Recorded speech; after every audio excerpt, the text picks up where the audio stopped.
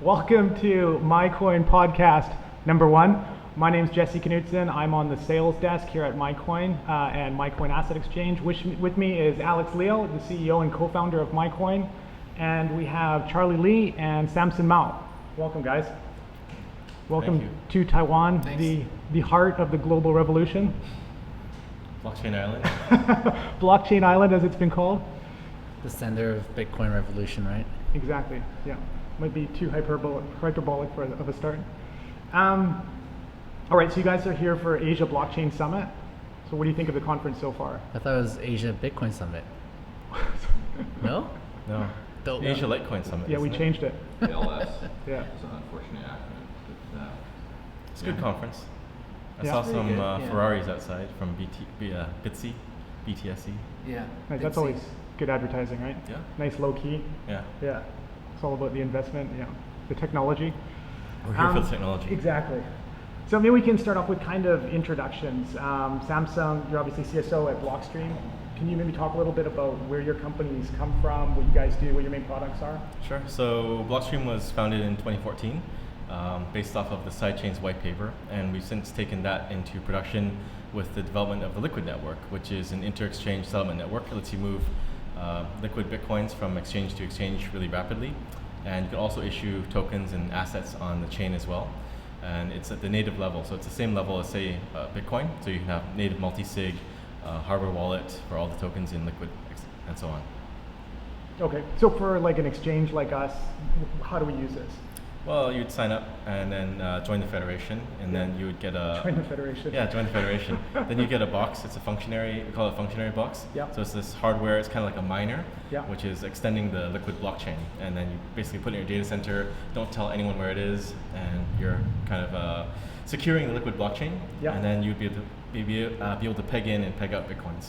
Okay, so it just lets you move your Bitcoin assets around a lot Yeah. easier, faster. Yeah. So we have a 1 minute block time, so full settlement in about 2 minutes. So Okay. if you sent it from MaiCoin to, say, Bitfinex, it'll be there in roughly 2 minutes. Okay, great. So there's still room to join as part of the federation? Yeah. One thing we're working on next is dynamic federation. So right now there's a set number, but eventually we'll be able to swap people in and out freely. so Bitfinex is one of the exchanges in the federation. Yeah. How So we many have, members? I think we're at 30 something now. The bigger ones are Bitfinex, BitMEX, OKX, Huobi, and a whole bunch of other guys. What's the hardware for? What's that box doing? It's to extend the blockchain. So instead of mining, it's signed blocks on a blockchain. It's just like a Linux machine, right? Yeah. Nice. Charlie, Litecoin. So in this recent rally, like most other rallies before, we've seen Litecoin kind of lead. Why is that? I mean, Litecoin has a super passionate community, like maybe the most passionate. What are the drivers for that? Is it like the halving coming up? Is it, I guess, we've got kind of global macro uncertainty again. I think that's probably a big driver for Bitcoin, but Litecoin really seemed to lead the run up off the bottom. Do you have any thoughts on why? Yeah, Why that happens? This time it seems like it is the halvening that is causing this Yeah. run up. But it is kind of strange or weird to see that, in many of the previous Bitcoin rallies, we see Litecoin rally first, Yeah. quite aggressively, Yeah. right? And then when Bitcoin rallies, Litecoins like USD dollars stays the same, Yeah. but the ratio, Litecoin Bitcoin ratio drops. So it kind of feels like Litecoin rallies and then it pulls Bitcoin up, Yeah. and then I've seen that like quite a few times. It's kind of strange. I don't understand why that happens. Yeah, one of the things we were talking about that's different about this rally is like the last time in 2017 when Bitcoin really started to go, you had the ICO boom at the same time. So that pulled out a lot of liquidity. And it feels like this time there's a lot more skepticism about ICOs in general and anything that's kind of in that ilk. So it feels like this time there'll be less of a pull from other assets out of maybe like your core assets like maybe Bitcoin and Litecoin. Yeah, I don't know. I think that's like a... Well, right now there's like an IEO boom, right? Yeah. Recent. But that's so much smaller than that ICO boom was. True. Yeah. So this time it's different. Is that what you're saying? This time exactly. we're here for real. Yeah, for real. Yeah, exactly. I just think I think it could have longer legs than a lot of people think because of that. Because you can't, there's less assets to pull for people to take profit into. But I guess on the other hand, the whole exchange ecosystem is a lot more developed. You know, Tether, we have USDC, we have all these other assets where you can take profit into if people do want to sell. So I guess there's the other side. So maybe this time it isn't different. But that happens with Bitcoin, right? All these over the past 8 years I've been around, I've seen rallies, and then it consolidates for a while, right? With an 80% drop, 80 to 90% drop, Yeah. and then when it comes back, people feel comfortable with this price, right? With 1,000 being something that we'll never see again. Most Yeah. people feel comfortable we won't see that low again. But if you look back 3 years ago, 1,000 is it's a pretty high price. Yeah. So people get comfortable, and then the market takes on the next cycle. Yeah, it is funny psychologically how you get benchmarked to these prices. Yeah. You know, when it was at 20,000, I thought we'll never see 10,000 again. But, you know, and then there it is. Yeah. So yeah, that is kind of funny. So what is the price level now that you think is going to be the floor? yeah, so I mean, if you want to really accurate, you can look at the MaiCoin Digital Asset Weekly. I think it's quite a good insight into that.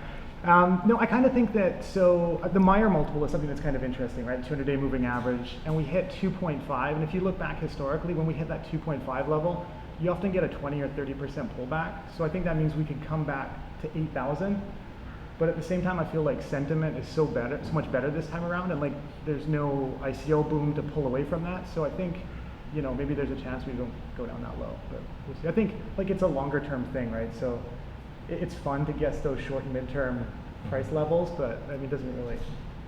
Yeah, the market's very volatile. I mean, the thing with Bitcoin is no one can really say what's the right price. There's no analyst saying Bitcoin should be this price because of. I guess there are that try to, but there's no real calculation. Unlike companies where you can calculate what you expect their price, the share price to be. Okay, For so Bitcoin, this is right? the perfect segue to you having dinner with or lunch with Warren Buffett, right? So you're going to join this famous Justin Sun. What is it? $4.2 million lunch. It's like 4.5. Yeah. What do you have for lunch when you pay $4.5 million for lunch? I didn't pay anything for this thing, so. Free lunch. Free lunch. Actually, They said there Actually, was- thing I'm called trying to free convince lunch. Justin Sun to pay me $1 million to go, but he's not buying it. Okay, nice. So yeah, Buffett is, a value investor. So how do you convince him? How do you prepare that? How do you approach that meeting to kind of make him see the value of, I guess, probably. Don't really need to convince him, right? That's not my goal. Yeah. Right. I don't think Your goal is to have lunch? it's even possible to convince him. I mean, he doesn't even invest in technology stocks. Yeah. Right. So he's definitely not into Bitcoin or won't be into Bitcoin, and that's not surprising at all. Yeah. Yeah. And there's really no need to convince him. So what's the purpose of lunch? I think it's good. It's good for exposure, for crypto exposure. Good for PR, for the media to report on it, and Yeah. for other people to hear about it. Yeah. And the fact that Warren Buffett is having lunch with crypto people, and then people will get Even though more they paid for exposure and it. hear about it. Yeah. I think it's good for crypto and Bitcoin. Yeah. Yeah, I think a good result is him and Charlie Munger have obviously been super critical. I think what did Warren Rat say? poison. Rat poison. Yeah, Squared. exactly. Squared, not just rat Rat poison. poison squared, yeah. Yeah, really lethal rat poison. So if you can get away from that, I think with him thinking there's value to it. We don't even need to. I think if we Yeah. come away and he starts saying Bitcoin is worse, it will create more PR. Okay. Well, Anything is actually, if good, you think right? about the lunch itself, is proof that it's real, right? So these guys made money through crypto and now Yeah. are sitting at the table with you having lunch. Yeah. So you can say whatever you want, but Yeah. this happened. Would you Yeah. extend that same argument, Charlie, to Norio Roubini, who spoke today? Is that just the more Yeah, I mean he's definitely giving Bitcoin more buzzworthy headlines. No, but Roubini's incentivized not to like Bitcoin, right? So he's taken this really aggressive counter position that conferences pay him for to come and talk shit about Bitcoin. So for him, he's incentivized to Actually, stick with that. talking shit about crypto Oh, in okay, general, okay, right? yeah. And blockchain. Okay, yeah, and blockchain too. Wow. Yeah. Yeah, he's getting paid to do that. So I mean that's fine. Yeah. He would make more money if he invested in Bitcoin when he first started talking shit. I don't know. I heard his speaker fee is pretty good. Well, I mean, he No, first started. He dissed it at $58 Yeah. first, right? Yeah. His tweet was at $58 saying Yeah. Bitcoin's gonna die. Yeah. So who's to say he didn't have a little side investment. That would be pretty smart. He's talking both sides of the book, right? So Maybe. Yeah. He's a very interesting character. I talked to him a bit today, and he was telling me. Oh, really? Yeah. He I was saw telling the me photo. I saw the photo of you. how and much him. of a scam Yeah. Bitcoin, Litecoin Your is. life's work is. That's nice of him. Yeah. So maybe we can get Warren Buffett to understand some of the value for Bitcoin and Litecoin. What about Tron? Are we going to be able to convince him to back the truck up on Tron and invest? I'll let Justin's son try to Okay, convince him. that's his part of it. Okay. But who knows? Warren Buffett might like the movie. Yeah, I'm sure he does. Okay, other topical stuff. Libra has been a big one, so I think that's really interesting. You think that's good, bad, or kind of whatever? It's kind of a meh. It's a stable coin. Or actually, it's more like, it's kind of like Facebook credits, but marketed as a cryptocurrency and a blockchain. But apparently there's no blockchain behind it. Yeah, is it a cryptocurrency? They market it as a cryptocurrency. I mean, they can call it whatever they want, right? Yeah. But it's not. It doesn't really compete with Bitcoin or Litecoin. It's not like from my point of view, it's not a cryptocurrency. Yeah. Right. So I think it's good because it'll bring more awareness to the space. So they will introduce like Libra to billions of users on Facebook, and then people using it will then realize potential of digital payments, and then they will learn about cryptocurrency and Bitcoin, and they will actually start using the real cryptocurrency and not like PayPal 2.0. Right? You know, presumably they've got like some of the best lawyers in the world, so they should know better than some guy working at a Bitcoin exchange in Taiwan. But it just seems like there's no end to regulatory problems with this. And with like Bitcoin, it's decentralized. It's kind of like evolved like relatively slowly. But with Facebook, it's like global regulators are going to have to take in a coordinated approach with this, right? So and they already are. They're on them. Yeah. Everyone from Maxine Waters to French politicians. And what's good is that it's actually taking the heat off of Bitcoin. Yeah. Right? The regulators are now focused on Libra and try to regulate that. Because it's easier to regulate Libre than it is to regulate Bitcoin. Yeah. And another interesting thing is one of their purposes is to help bank the unbanked. But the unbanked tend to live in places with like massive currency volatility that aren't really going to want to have Facebook come in and be like, is Venezuela going to want Facebook to come in and be a competing currency? Well, like, probably not. One of their value propositions is that it's supposed to be a basket of currency. So it should have some stability. It should offer stability to places with a volatile national currency. Yeah. But the question is, will those countries allow it? Because then you're infringing upon their sovereignty of their They're not national going to currency. allow it. Yeah. So And so there's one of the big differences between that and Bitcoin is you cannot allow Facebook coin, but Bitcoin is, that's kind of really it's really innovative thing is it's difficult to shut down, right? Yeah, but you can always do something. Like India was tabling some legislation for a criminalization of owning or transacting it. So there's like many different avenues you can take to make it difficult. You can slow it down. Right? If all the countries ban Bitcoin and cryptocurrency, we'll definitely slow it down. Yeah. But it's kind of like, I guess it's similar to the drug on sort of war on drugs, right? Yeah. You just can't stop it. Yeah. Right? Because this is what people want, and you just can't stop it. Yeah. Okay. We'll drive it underground. It's not clear to me that in the long term, Libre takes the heat off of Bitcoin. I mean, these recent FATF meetings in Orlando, I think they're all lumped into the same category. And from what I can see as an exchange operator, things are going to get a lot more stringent. To the point where perhaps everything goes underground because the so-called legitimate venues are just not usable. It's definitely not good if that happens. Yeah. No, I feel like Asia is pretty robust, right? Maybe this is a difference between North America and Asia. Like, for example, we've got different messaging chat, like Line, for example. There's Line groups here with hundreds of people in them, and they're just doing local Bitcoin transactions in them all day. And it's all word of mouth, it's all reputational. Like, everybody knows a guy who knows a guy who's done fairly large Bitcoin transactions. So I think it's really difficult to shut down, maybe more so in Asia where cash is so much more dominant. I think in China, maybe cash is a little bit tricky. Cash is almost gone in China. Yeah, but I noticed in Taiwan, it's very cash-based. Yeah. Like going out to some local restaurants, like cash only. Yeah. In China, it's like face recognition, right? Yeah. now it's face recognition. Your phone. Exactly, You don't even need your phone. You take your face. But that's really part of the investment thesis. Like, there's an IMF blog article about how to get to negative rates. And it basically says, like, all the global central banks have backed into a corner because they think we have low inflation. I think we have high inflation. but the interest rates are very low, and the only thing they can do is cut them. And the only way you can do that is if you have no cash, right? Mm-hmm. So, yeah, I think that's the motivation for no cash. So Charlie, like you've tweeted some stuff recently on fungibility, confidential transactions, privacy around Litecoin. So what are kind of the plans there for more privacy functions in? I think like cryptocurrency, I see it as a better form of money than what we've ever had, like fiat or even gold, right? And to be like good sound money, one of the features is fungibility. Yeah. And I think that's one of the only feature that's really missing from Bitcoin and Litecoin, and that's something that I'd like to kind of push for. I think eventually we'll need to get there, right, to make Bitcoin and Litecoin more fungible, and fungibility is intertwined with like privacy, right? Okay. So if a coin is not private, then it's not fungible, because there's a history of the coin. Then you can censor or ban someone who pays you with coin that is dirty. Yeah. So I think that's an important thing we need to work on, making Bitcoin and Litecoin more fungible. So how do you implement that with Litecoin? One thing we're looking at right now is using the Mimblewimble technology. Okay. And to do that, the easiest way to do that is to add it as an extension block to Litecoin, and it's something we're exploring doing. Okay. So it's kind of like a sidechain that is attached to the main chain, and the sidechain is an extension block. So miners will mine both the main chain and the sidechain, and you can move coins between them.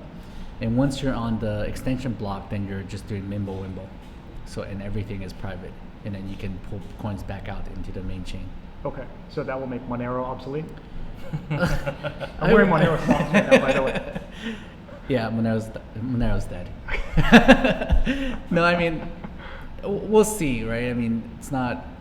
We'll see how the community wants to approach this. And if this is like, there are definitely a lot of different ways to do fungibility and privacy, right? So like, Monero is good. Yeah. It's very good because it's all private, right? Every transaction is private. Yeah. So with the way Litecoin, the way I'm envisioning for Litecoin, you can still like try to track people when people move in and out of the extension block.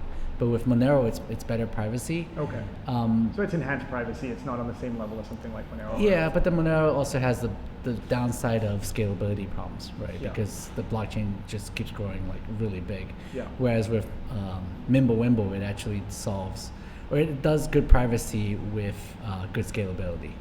So yeah, that could be an interesting test case too, because I've often thought for Bitcoin, as we get more and more institutional investors in, and regulators, in the U.S. they've said that they only think that two digital assets are decentralized enough to be not considered securities, and those are Ethereum and Bitcoin. But what happens when you layer more privacy functions on top of that? Like Japan is a good example, where I think all the privacy coins were forced to be delisted. Mm-hmm. I always thought the end game would be you need to get these big players like Fidelity and the big asset managers to have skin in the game, and then you could sneak in more kind of privacy and confidentiality features. But maybe Litecoin is a good test case as to it might be how sensitive people will be to that. Yeah. It's hard to say if exchanges will delist Litecoin because we added some privacy features to it. Definitely would be a good test. Yeah. I don't think they will. I mean, Coinbase and Gemini does like Zcash, right? Okay. So it's kind of similar, where it's opt-in privacy. Yeah. So well, I guess we'll see. Okay. Yeah, interesting. So you guys, Alex and Charlie, have actually known each other for a long time, yeah? Yeah, 20 years. 20 years, holy smokes. Yeah. Okay. Yeah. How did he came to visit my dorm at Stanford actually with his brother Paul. His brother and I lived in the same dorm. Bobby Lee. Bobby Lee. BTCC. That's right. And that's the connection to Samson. That's how I met Samson once before, yes. Okay. And then I met Samson kind of in 2017 when I was working for Macquarie. Yeah. We were doing like a cryptocurrency conference and reached out to Samson. He had a reputation for being very toxic. Yeah. Apparently. But he turned out to be super friendly. Random guy tweets him and says, hey, we're going to do this conference in Hong Kong for institutional investors. Can you come and speak at it? And he said, well, I'm going to be busy, but how about this guy, Dr. Adam Back? And we'll take him. And so we ended up having choice, right? Yeah, second choice, right? Yeah. And I was saying to Samson in the taxi, it's like I think a lot of those investors, like we had senior people from Bitfinex, we had senior people from Bitfury, of course MaiCoin was represented, all the titans of the industry, and I don't think that those investors knew what they were getting. Like it was almost kind of wasted, but it was pretty cool. Well, Adam said it was a good conference too, or a good meetup. Yeah, and I think it was actually like, so me and that other guy, Dan Clark, who came over from Macquarie, we were like those guys within banks that are kind of like middle level, that were pushing from within, who see this opportunity, you know, and we pushed it pretty far, but I think at the top level there's still a lot of resistance. And I think that sometimes when people see conflicting stories coming out of banks like Barclays or whatever, you've got competing people. You've got guys at the top who have been fined like crazy after the financial crisis and are super cautious. Yeah. And then guys like ourselves who are like really interested in it. Mm-hmm. I thought there was at least one valid point brought up by Nouriel this morning, which was the concentration of crypto holdings. Right? We could take Bitcoin as an example. We've argued about this in the past. Yeah. Well, I mean, I think his estimation of the Gini coefficient of being close to 0.9 is probably not far off. You know, in the 10 years of history for this movement, I mean, how do we actually, in the next 10 years, bring this to more people than the techno-literate, which who are already rich, and this has probably made them even richer. I really like, so Alex and I have had a conversation on that. Is it that concentrated? Is Bitcoin that concentrated? Because, what are your thoughts on that? Well, I'd like to know how he's doing the analysis. Like, is he looking at exchange wallets and saying, this is one guy? He probably is. He probably is, right? Yeah. He has no idea what he's doing. It's definitely concentrated, not as bad as what he says, but I mean, we're still early, right? Yeah. So it's definitely concentrated. There's no like. Okay, so we are early. I agree. 10 years is not that long. But how do we reduce that Gini coefficient, other than the people who have a lot give it away, which I don't see happening. Well, with adoption, it will happen over time, right? It's not something I worry about at all, right? It will just happen. If cryptocurrency fails, then it won't happen. If it succeeds, it will happen. So it will fix itself over time. Yeah, it's kind of a natural evolution, right? Like anything that new technology starts concentrated. Like I'm sure with electricity, there was like 5 people that had electric light bulbs in their house, right? And then and people who actually use it are not worried about the Gini coefficient of people using electricity, because. Yeah, but I think the other point here is that Bitcoin is like digital gold. It's an asset. So if you look at who has gold, it's not that many people either, right? It's very concentrated. Yeah, it's very concentrated as well. But I mean, you can't really expect that people will want to get Bitcoin because it is an investment, and most people in the world don't even have savings, much less investment. So it's kind of it's a losing battle to try to distribute Bitcoin, I think. Yeah, and back in the old days, it's the kings and the people, the wealthy, that have gold. Yeah. So you're saying it's actually it's futile to try to. Basically, it's not going to be a prevalent form of. It'll address itself a bit in the future. Like, first of all, we need to know how these guys are coming up with their calculation of the Bitcoin Gini coefficient and make sure it's actually done right. But just in general, over time, Bitcoin will become more widespread as people use it for payments over a Lightning network or start earning it, being paid in Lightning channels or whatever. But it's not something that you can engineer it to be more distributed. I think it's almost immeasurable too, because you can identify some of the exchange wallets, you can't identify all of them. You certainly can't identify all of like the crypto hedge fund and investor wallets. So it's almost like, how do you adjust for that? It was based on overall usage. Yeah, that was transactions. Yeah. So he was taking transactions for the last many months as a rough proxy for holdings. We should run that on our exchange, because we should have some insight as to because a lot of users, much to our chagrin, they don't self-custody, they leave them on the exchange. And so I think we could probably get some, that could be an interesting study. Like a microcosm. Yeah. So we were just talking about 2017, like when the mempool got jammed out and you're trying to, send Bitcoin around and it was taking hours or days. And so we've had some progress with scaling since then. We've had SegWit, better batching practices from exchanges. And right now, daily transactions are around 90% of the peak, which was I think 400,000 transactions in 2017. So is there any way to gauge how much more can we go? Can we do 1 million transactions a day? Could we do, at what point do you think we'll start seeing those same problems again, or will we not see those same problems again? Well, I think we still have some ways to go, because not all the transactions are SegWit transactions yet, right?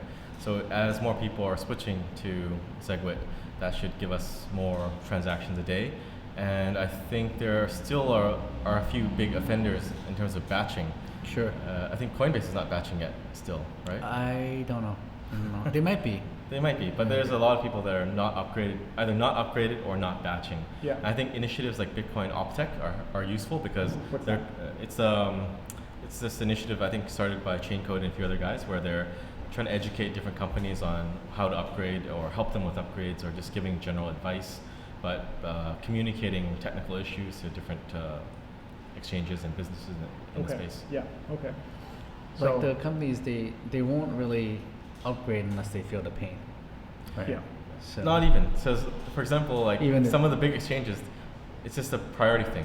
Do Yeah. I want to save a couple $1,000s or fix my matching engine and make $1 million Resourcing more? issue, Yeah, it's yeah. a, Yeah. the Yeah. incentive structure is not right. Like they are more incentivized to do something else than to save a few $1,000s in fees. which is, I mean, that's fine. That's market at Yeah. work, right? Yeah. I mean, people are willing to pay $5 to send millions of dollars around, right? Yeah. So Bitcoin is a great payment for that use case, right? And it's not currently a great payment method for use case of buying coffee. What if you have a Lightning coffee machine?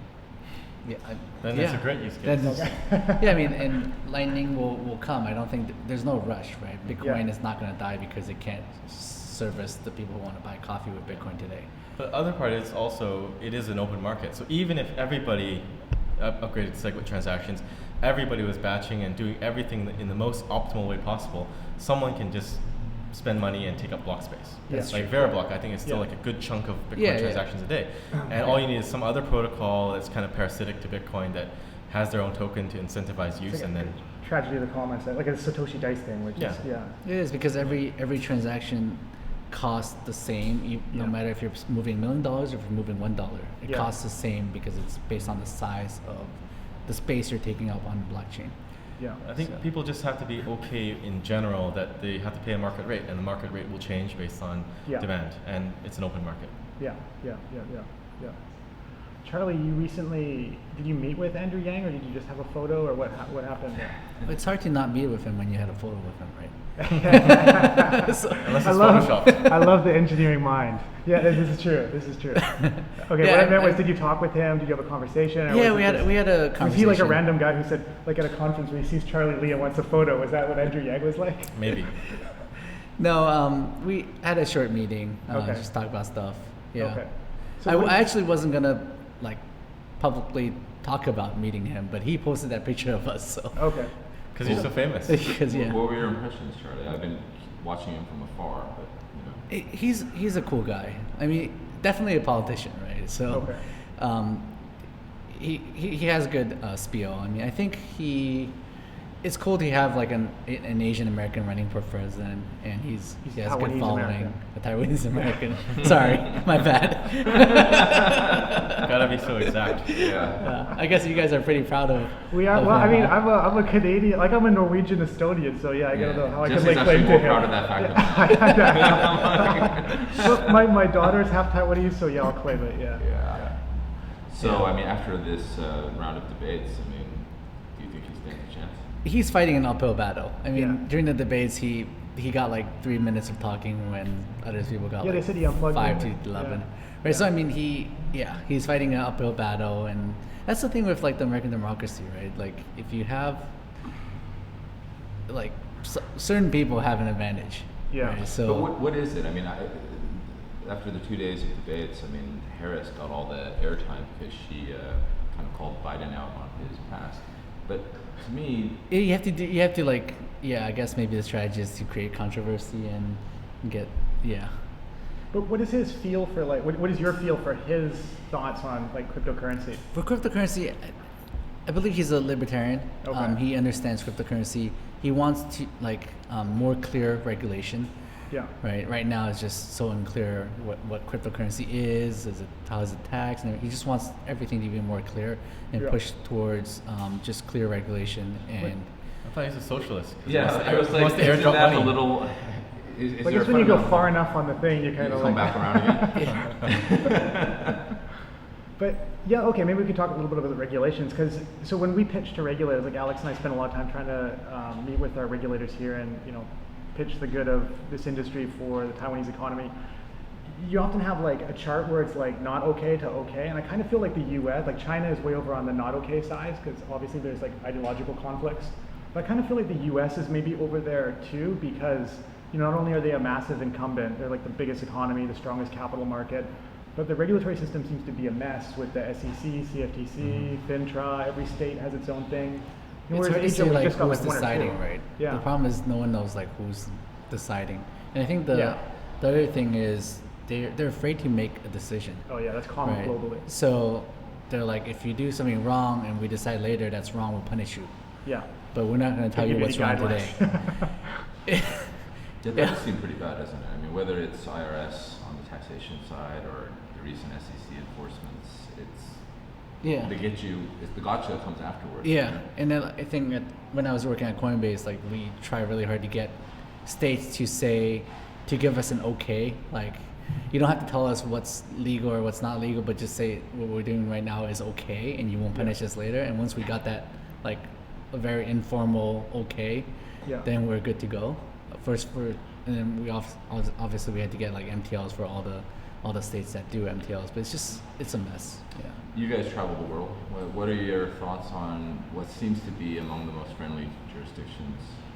Malta is up there, and then Switzerland, Singapore, I think is trying to move in that direction too. It's on and off, right? Sometimes they like crack down. I mean, so be specific, Samson. Like, what about Malta or Switzerland is friendly? I mean, I understand, the Prime Minister will come out and greet industry leaders, but do they set you up with a bank account? Do they, give you everything else you need to set up a business? Well, I think that's the most critical thing. So I think there is a regulatory framework in Switzerland so that you can do an ICO or STO or whatever you want. The banks are friendly. I mean, there's always a disconnect between the government and the banking system, right? So, for example, Canada, the government is like friendly, but then the banks are not. So in effect, you can't really do anything in Canada. It's really hard.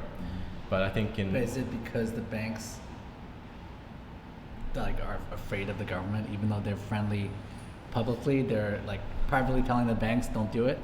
Hard to say. Yeah. I don't think that's the case, but I think they just want to minimize risk because Canadian banks are super risk averse. Okay. That's my take on it. But if you're a conspiracy theorist, maybe the government. I mean, I know says, like at least in the U.S., the banks are not. They don't want to get punished after the fact, right? So they don't. Yeah, but you have very bold U.S. banks too, right? Yeah. You have Silicon Valley Bank, you have Silvergate, and they're kind of. They're kind of boldish, right? They've shut down accounts also. So, but why? So, like, if the opportunity is so massive, you've got like these two banks that are like the linchpin for the global crypto ecosystem, right? Like, two banks in the U.S. How come there's not more of those? Like, if people see the opportunity, I just wonder why there aren't more of those banks popping up in the U.S. They're like the smaller banks are the ones that are willing to take more risk, but then they can't handle the volume of the bigger crypto companies, right? Yeah. And also, like, if let's say if Coinbase is using a small bank, then the kind of the single point of failure, they're like the biggest like customer of that bank, right? So that's a concern also. Yeah.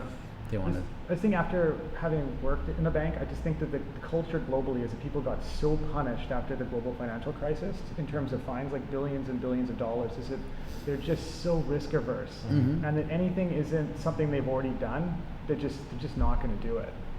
And opening bank accounts for a crypto, it's like the bigger the crypto exchange, almost the worse it is. And then add on that you can't get a license in most jurisdictions. Like really, like when we talk about licensed jurisdictions, how many are there? But I take the points that going back to Libra, it's not really a blockchain, it's not a complete above.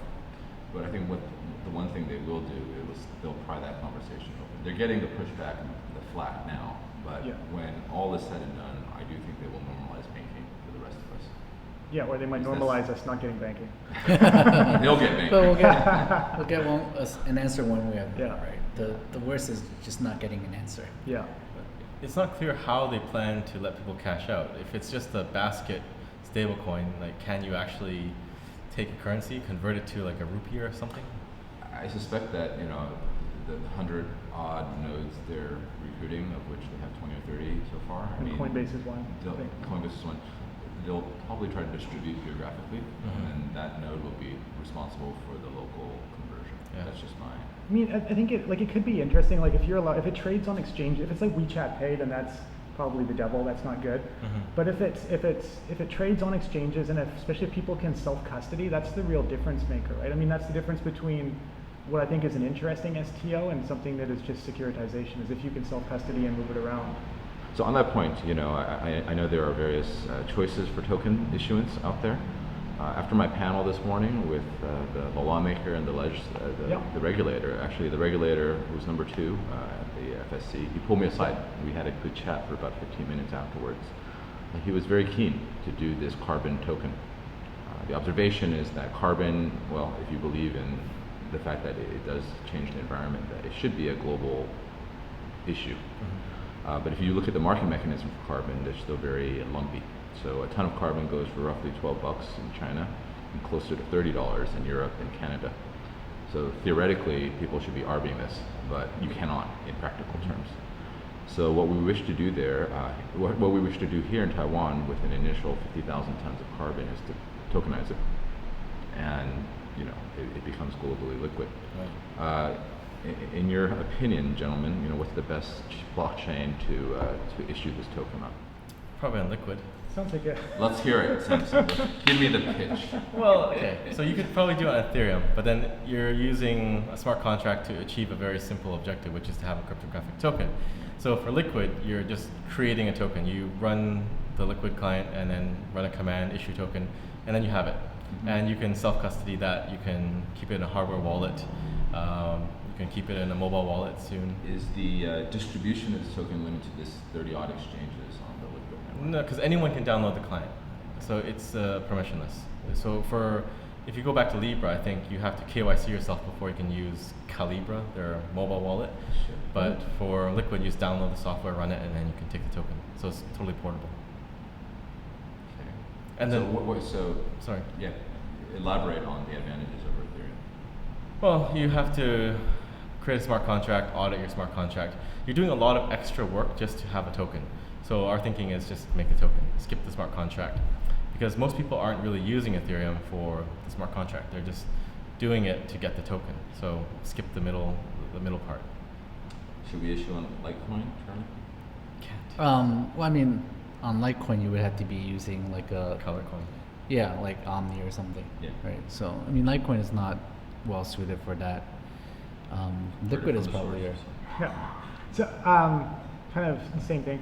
So on the award-winning Magical Crypto Friends podcast, some controversy on whether there's actually been awards given. You guys seem a little bit skeptical about Ethereum scaling roadmap. Yeah. So what in a nutshell do you think are the problems with them scaling? Is it a big nutshell? Well, the problem is that they're stuffing everything into the blockchain. I think their Ethereum 2.0 model is basically Bitcoin and a side chain, right? You have the beacon chain, which is the main chain, and you have the other side chains. I thought that was pronounced bacon. Oh yeah, bacon chain. Oh, bacon chain. But for Ethereum 1.0, you're stuffing everything into the main blockchain. That's why it gets clogged up when anything gets any significant usage, which doesn't really work. So I think they're trying to fix that by making a main chain, side chain model. It's convincing. Right, so you guys travel between the West, I guess primarily like North America, and actually we just found out that we live in the same city in Canada. It's Victoria. That's funny. Between the West, like North America and Asia, and Twitter is all English, as Charlie pointed out earlier. I guess it's banned in China, so it's hard for the to have any contribution to the conversation. But it seems like there's like differing views on, I guess, like a lot of subjects within cryptocurrency. I think some things are taken as gospel on crypto Twitter, like that Tether is just bad. But in Asia, people love it and use it like a ton of it. So what have you guys noticed that's different between Asia and I guess primarily the US in terms of like usage and attitudes and stuff in the space? I think the biggest thing is probably Tether. Like, there's a lot of FUD in the West about, is Tether backed, or is there some problems with it? And anytime the FUD kind of bubbles up, then people panic. Yeah. But in Asia, it's just a really good stable coin. There's a massive pool of liquidity behind Tether. Like if you go to the Hong Kong money markets, they have like Sing dollar, Hong Kong dollar, and then Tether. And then people don't really understand that. Like to get to that level of awareness and adoption is an incredible accomplishment. Yeah, it is. I actually don't agree that Tether is bad. Like there's a lot of FUD in the Western in the U.S. about it. Was a month or two back when the the state of New York brought some action against Bitfinex, right? I mean, I think Mike Belshi of BitGo came out and said, hooray, I want to see Bitfinex and Tether crash and burn. And I was just thinking, if that comes to pass, how is that good for BitGo? Yeah. Because Bitcoin's probably, you said it's, it's impossible, but I think it's possible. I think that we hit 1,000 and below. If it turns out that Tether goes away in a very abrupt fashion. Well, yeah, I think my unpopular view, is that Tether is probably the most revolutionary contribution our space has given to global finance, even more than Bitcoin. I think potentially long term will be more, but at the moment so far, I think Tether has been way more disruptive than anything else. I think that's probably. Well, I think a lot of people in the West don't fully understand how hard it is to move capital around. Yeah. And Tether does help solve that problem. So if you don't know the problem, then you don't know the solution. I mean, if you ever try to arb between exchanges or trade it on two exchanges to move coins around. Tether killed a lot of those massive arb spreads, right? The India one and because people moving fiat is hard. Hard. It's expensive, hard, and slow. Yeah. And Tether is just like a cryptocurrency, and you're moving fiat effectively. Yeah. It's centralized, but I mean, we're humans. Everything is centralized. That's another really interesting question. So we were doing this talk the other day, and we were talking about anti-money laundering regulation. What is money laundering? What's the definition? And it's if is capital flight, is that money laundering? If money is trying to get out of China, or money is trying to, if I'm just a guy in Venezuela, and by hook or by crook, I'm trying to get money out, and I, go through the back doors, is that money laundering, or is that legitimate capital flight? And should Western countries be policing China's capital controls? Well, it's complex China policing China's capital. But if you have the global AML regime and they say that moving money around through this mechanism, I think that largely emanates from the United States, and that largely came into play after September 11th. Yeah. And so now, in more recent years, probably since 2014, when Russia went into Crimea, it's been weaponized to exact pain on regimes that are not friendly to the United States. Yeah, definitely. But as far as capital flight is concerned, I don't think it's the United States preventing money from coming out of Venezuela or out of China. I think it's their own governments who don't want to see that. Definitely, yeah, kind of both. We could probably do this literally all night, Lisa. Yeah, we can. So, just wrap it up with one more question. So you guys have, all three of you, been in the space for a really long time. What has changed the most, do you think, over the number of years that you've been in the space? And what time in the space do you think was the most fun?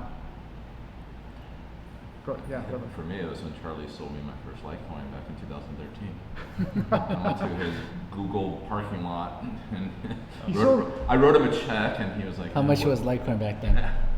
It's single-digit dollars. Yeah. I think Charlie sold me mine too. I bought it at $3.20. Charlie, how's it doing now? I keep selling Litecoins. Charlie sold it to both of you guys. Huh? He said different. He gave it to me. Well, Bobby introduced you to Bitcoin. He sold me my first Bitcoin, and you sold me my first Litecoin. That's pretty cool. No, I think back in those days it was the most fun, because you had this hallucinogenic vision that this would change money and economics forever. Yeah. You can already foretell that the things were still so rudimentary that you got the feeling of being among the first. Yeah. That's a very special feeling. Charlie, what do you think? How things have changed, I guess. Things have gotten more. There's more controversy now, right? So back when I first found out about Bitcoin, back in 2011, the whole community is relatively small, and everyone's kind of on the same page. Yeah. Right. And even Roger Ver. Even Roger Ver, right? And I think it's because Bitcoin was everything to everyone, because of the block rewards being high. Yep. Right. So it's paying for everything, paying for the low fees, the space, and then the censorship resistance, the immutability. And over time, that won't be true, and we're seeing that. And because of that, we're seeing a split in the community. And I would say back then I had more fun because there was no conflicts between me and Roger or other people in the community. It must have been nice too, just to walk around like a normal person. Like I watch you at a conference and you can't get 5 steps without being. Well, Bitcoin conferences are worse. I mean, I guess Litecoin conference is the worst. But yeah, but everyday life for me is still fine. I don't get harassed on the street. I think, like that is kind of cool too, because when I was a kid, you know, our celebrities were like Michael Jordan, were like, you know, athletes and actors and stuff like that. And I think it's interesting now to live in a time when, you know, love him or hate him, like Vitalik could be like a very famous person that people will look up to, or yourself, Charlie, like people who are contributing a little bit more to it's kind of an interesting thing. I think it's probably a good thing about. What do you think, Samson? What's different between now and then, and which time did you like the best? Well, way back then in like 2014, 2015, it's like a lot less drama, I guess. But as Bitcoin becomes more valuable, it just kind of pulls in the drama, right? And I think it's more inevitable. Money, more we're gonna more money, more problems. But we're gonna see more. I mean, should do a song. on the road to hyper Bitcoinization, there's gonna be a lot more drama. Yeah. But I think right now, I like the space now because I feel like Bitcoin has a really robust immune system that wasn't there in the past. Like you had kind of scammerish people like Gavin or whoever try to lie to people and trick people into believing certain things. Now those guys don't stand a chance. Like everyone's kind of risen up. You have like Safety in writing books and which we have in Chinese here, by the way. Very nice. Yeah. And then there's a lot more educational material, I think, that people can learn about what Bitcoin really is. I think the understanding of Bitcoin now is just orders of magnitudes more than back then. Yeah, definitely. For sure. All right, that's great, guys. Thanks a lot for your time. It was really good to see you guys in person, and thanks for joining us. Thank you for having us. Yeah, thank you.